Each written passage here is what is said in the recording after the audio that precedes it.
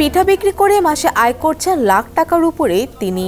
ব্রাহ্মণবাড়িয়ার বাঞ্ছারামপুর উপজেলার মানিকপুর ইউনিয়নের বাহেরচর গ্রামের মাজেদা বেগম।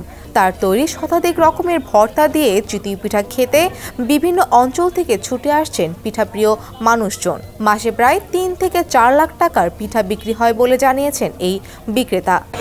আমি 10 বছর ধরে পিঠা বানাইতেছি। প্রথম বাচ্চারা বইছি দেখতে আল্লাহ আস্তে আস্তে মনে হয় মানে আল্লাহ দিলে বাচ্চা যাচ্ছে ব্যস্ত মানে প্রথম রয়েছে বাচ্চা যাচ্ছে চালান আমি ব্যস্ত হয়ে বাচ্চা যাচ্ছে প্রতিদিন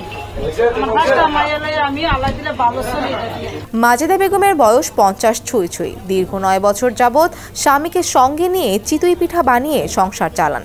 সংসারের 5 মেয়ে ও দিনমজুর স্বামীকে নিয়ে ভালোই দিন কাটছে তাদের। প্রতিদিন 8টি লাকড়ির চুলায় 1000-এরও বেশি চিতই পিঠা তৈরি করেন। আমরা এখানে আসছি পিঠা খাওয়ার জন্য।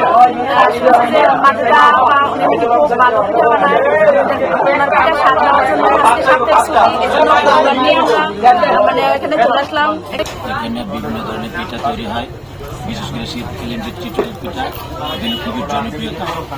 এখানে বিশেষ করে 100 জাতের ভর্তা আছে যা আপনাদেরকে মনোমুগ্ধ করবে।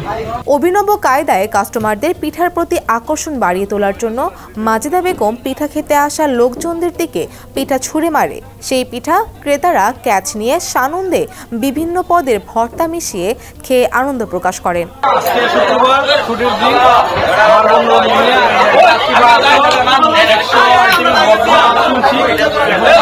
দেখলাম যে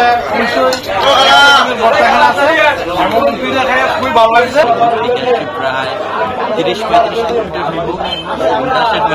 যে আইসা দেখে অনেক সিরিয়াল তারপরেও ভিড়ের মাঝে বসলাম, বসার পরে দিল টেস্ট করলাম, মোটামুটি ভালো।